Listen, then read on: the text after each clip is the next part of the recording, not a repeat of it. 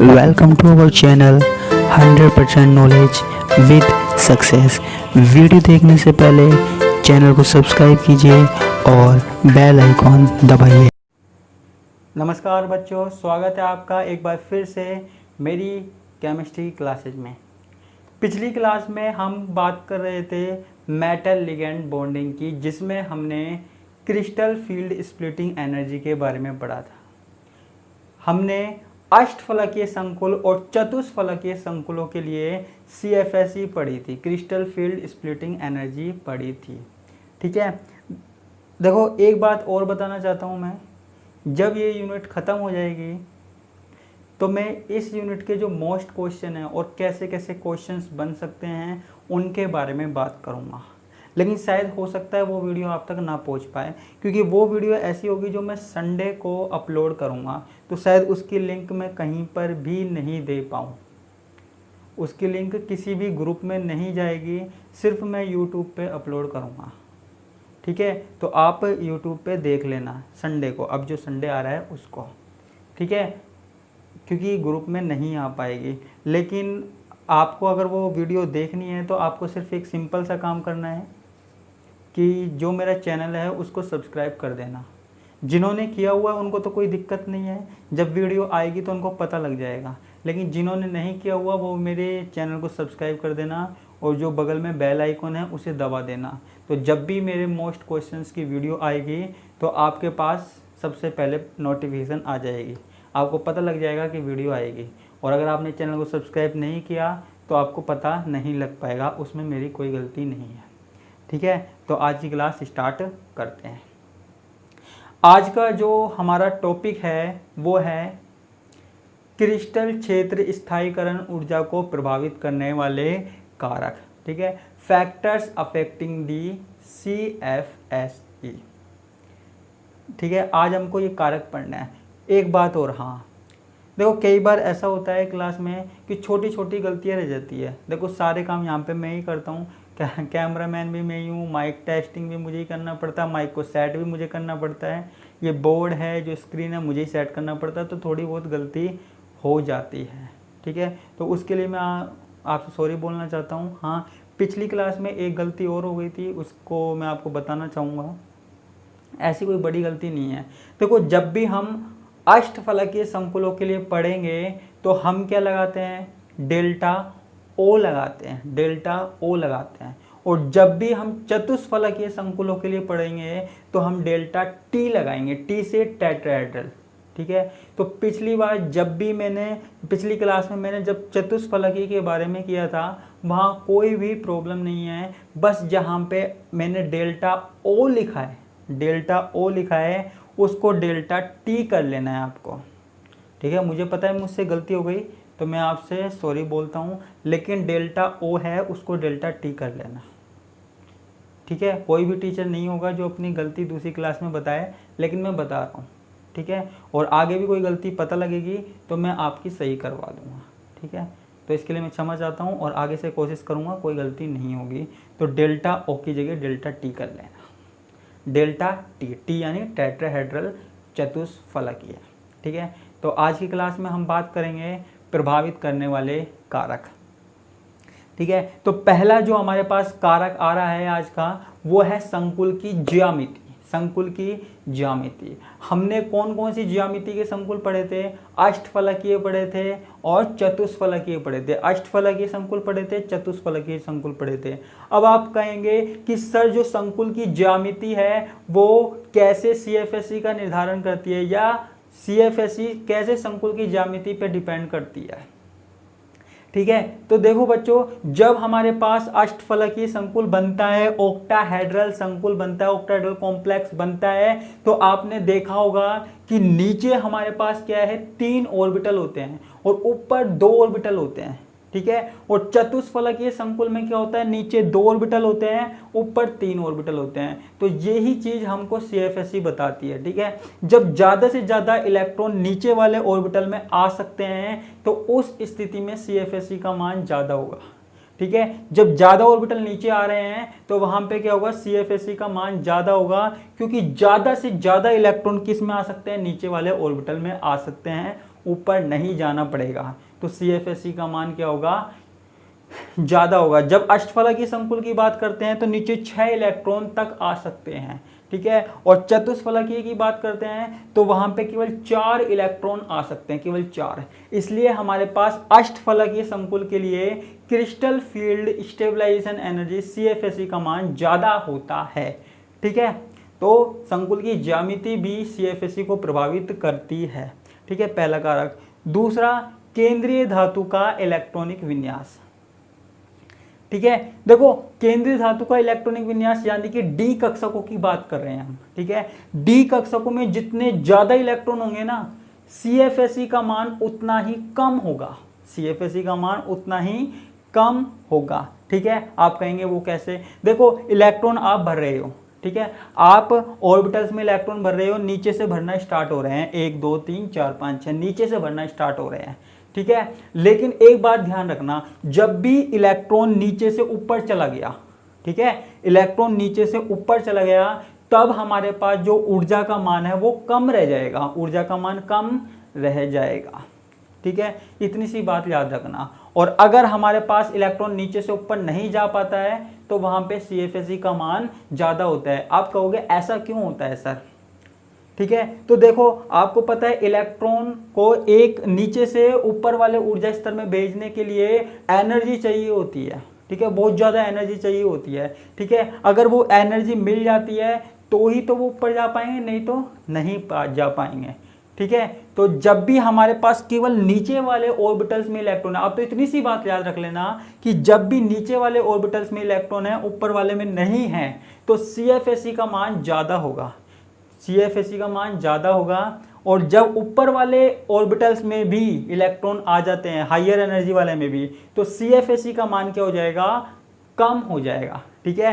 तो अगर हमारे पास डी इलेक्ट्रॉनों की संख्या बढ़ती है, यानी कि केंद्रीय धातु का इलेक्ट्रॉनिक विन्यास बढ़ता है, डी इलेक्ट्रॉनों की संख्या बढ़ती है और इलेक्ट्रॉन ऊपर भी जाने लग जाते हैं, तो CFSE का मान क्या होगा, CFSE का मान हमारे पास कम हो जाएगा। जितने ज़्यादा डी इलेक्ट्रॉन होंगे CFSE का मान उतना ही कम होगा, जितने अधिक इलेक्ट्रॉन होंगे CFSE का मान उतना ही कम होगा। तो ये हो गया दूसरा कारक, ठीक है। अब बात करते हैं तीसरा कारक। तीसरा कारक है हमारे पास केंद्रीय परमाणु आयन की प्रकृति, यानी कि सेंट्रल मेटल आयन का जो नेचर है उसके बारे में हम बात कर रहे हैं, ठीक है। केंद्रीय धातु आयन जो मेटल बीच में रहता है उसकी बात कर रहे हैं, ठीक है। अब देखो हमारे पास क्या होता है, जितनी ज़्यादा उच्च ऑक्सीकरण अवस्था होगी, जितनी ज़्यादा उच्च ऑक्सीकरण अवस्था होगी उतना ही ज़्यादा ऊर्जा का मान होगा, उतना ही ज़्यादा क्या होगा, CFSE का मान होगा। आप कहेंगे कैसे? देखो सीधी सी बात है, जब हमारे पास ज़्यादा ऑक्सीकरण अवस्था होगी, मान लीजिए +2 +3 +4 ऑक्सीकरण अवस्था बढ़ रही है, +3 +4, तो देखो ऑक्सीकरण अवस्था बढ़ने का मतलब क्या है, ऑक्सीकरण अवस्था बढ़ने का मतलब है इलेक्ट्रॉनों का कम होना, ठीक है। तो जो इससे पहले हमने बात की थी, देखो +2 में 2 इलेक्ट्रॉन कम हुए, +3 में 3 इलेक्ट्रॉन कम हुए, +4 में 4 इलेक्ट्रॉन कम हुए, ठीक है। तो ऑक्सीकरण अवस्था बढ़ने का मतलब क्या है, इलेक्ट्रॉनों का कम होना, ठीक है। और जब इलेक्ट्रॉन कम होते हैं, जब मैंने पहले वाले में बताया था, जब इलेक्ट्रॉन कम होते हैं तो CFSE का मान क्या होता है, ज़्यादा होता है। और जब इलेक्ट्रॉन ज़्यादा होते हैं तो CFSE का मान कम होता है, ठीक है। तो यदि हमारे पास ऑक्सीकरण अवस्था ज़्यादा होगी तो जो ऊर्जा है, जो एनर्जी है, उसका मान ज़्यादा होगा। देखो अब यहाँ पे एक एग्जांपल देख लेते हैं हम। यहाँ पे पहले वाले एग्जांपल में FeS2O6 3+, यहाँ पे हमारे पास क्या है, +3 ऑक्सीकरण अवस्था है। यहाँ पे जो CFSE का मान है वो है 13,700 सेंटीमीटर इनवर्स, ठीक है। लेकिन हमारे पास जब ऑक्सीकरण अवस्था क्या हुई, कम हो गई, नीचे वाले में देखिए FeS2O6 +2, ठीक है, +2 ऑक्सीकरण अवस्था हो गई। यहाँ पे जो वैल्यू है, यहाँ पे जो वैल्यू है वो हो गई 10,400 सेंटीमीटर इनवर्स, कम हो गई। क्यों हो गई? क्योंकि ऑक्सीकरण अवस्था में अंतर है, जिसमें ज़्यादा ऑक्सीकरण अवस्था है वहाँ पे ज़्यादा CFSE है, और जहाँ पे कम ऑक्सीकरण अवस्था है वहाँ पे कम CFSE। आपको इतना ध्यान रखना है, ज़्यादा ऑक्सीकरण अवस्था होगी तो ज़्यादा ऊर्जा, कम ऑक्सीकरण अवस्था होगी तो कम ऊर्जा। इतनी सिंपल सी बात आपको याद रखनी है, ठीक है। एक बात और याद रखनी है, यदि दो संकुल है उनमें केंद्रीय धातु, अगली बात कर रहा हूं ना, यदि दो अलग अलग संकुल है उनमें ऑक्सीकरण अवस्था समान है, मान लो दोनों में +2 है, लेकिन फिर भी उनमें CFSE का मान में अंतर है।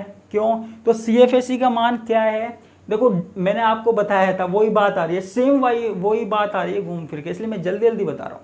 देखो d इलेक्ट्रॉनों की संख्या बढ़ने से CFSE का मान कम होगा, d कक्षकों में इलेक्ट्रॉन बढ़ेंगे तो CFSE का मान कम होगा। हमारे पास जो एग्जांपल है वो देखते हैं, COH2O6 और यहाँ पे क्या है 2+, यहाँ पे कोबाल्ट की क्या है +2 ऑक्सीकरण अवस्था है, और जो इसके CFSE का मान है वो है 9300 सेंटीमीटर इनवर्स। लेकिन जो हमारे पास दूसरा संकुल है NiH2O6 2+, इसकी जो CFSE का मान है वो है 8500 सेंटीमीटर इनवर्स, और ऑक्सीकरण अवस्था भी क्या है +2 है, ऑक्सीकरण अवस्था भी +2 है।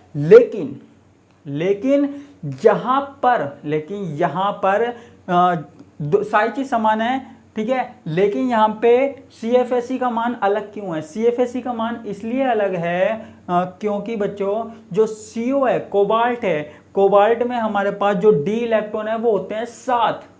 यहाँ पे दिखाने की जरूरत है नहीं, हमने बहुत बात कर लिया, आप निकाल के देख सकते हो। d इलेक्ट्रॉनों की संख्या है 7, और जो निकिल है वहां पे d इलेक्ट्रॉनों की संख्या है 8, और जब भी इलेक्ट्रॉनों की संख्या ज्यादा होगी तो CFSE का मान क्या होगा? कम होगा। ठीक है, इलेक्ट्रॉनों की संख्या ज्यादा, CFSE का मान कम, इलेक्ट्रॉनों की संख्या ज्यादा, CFSE का मान कम।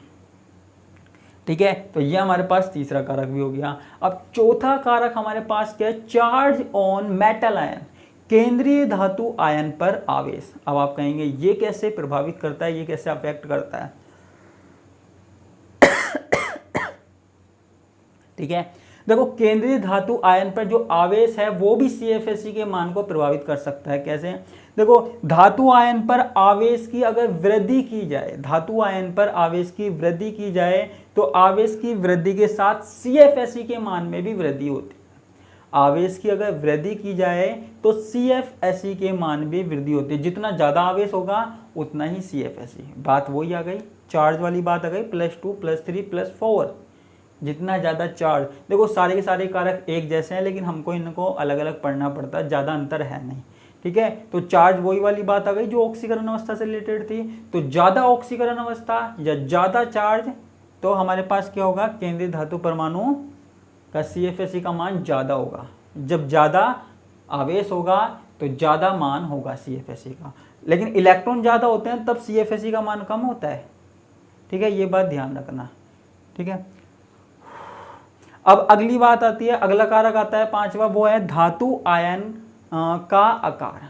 ठीक है, एक वर्ग में जब हम ऊपर से नीचे जाते हैं, अर्थात हमने संक्रमण श्रेणी देखी है, प्रथम, द्वितीय, तृतीय, फिर आगे। ठीक है, तो जब संक्रमण श्रेणी में ऊपर से नीचे जाते हैं तो धातु आयन का आकार क्या होता है? बढ़ता जाता है। धातु आयन का जो साइज है, मेटल आयन का जो साइज है बच्चों, वो बढ़ता जाता है। ठीक है, तो उसके आकार में वृद्धि होने से, धातु आयन के आकार में वृद्धि होने से CFSE का मान भी बढ़ता है, CFSE का मान भी बढ़ता है। जैसे मेरे पास एग्जांपल है, कोबाल्ट है, ठीक है, CO है, IR है, इरिडियम है। ठीक है, तो यहाँ पे तीनों को देखिए। ठीक है, ये वर्ग में ऊपर से नीचे आते हैं। ठीक है, आप चेक कर लेना आवर्त सारणी कहाँ आते हैं, ये वर्ग में ऊपर से नीचे आते हैं, आपको पता है, आपने पढ़ा हुआ है सेकंड ईयर में। ठीक है, D ब्लॉक में आते हैं, प्रथम, द्वितीय, तृतीय में, इस प्रकार श्रेणी आती है, संक्रमण श्रेणी। ये सबसे पहले वाली 3D में, फिर 4D में, फिर 5D में, इस तरीके से आते हैं। तो पहले वाले का जो है CFSE है, CFSE का मान है वो होता है 23,000 सेंटीमीटर इनवर्स, दूसरे वाले का होता है 34,000 सेंटीमीटर इनवर्स, और तीसरे वाले का होता है 41,000 सेंटीमीटर इनवर्स। ऐसा क्यों हुआ? ऐसा इसलिए हुआ क्योंकि धातु आयन का जो आकार है वो बड़ा है।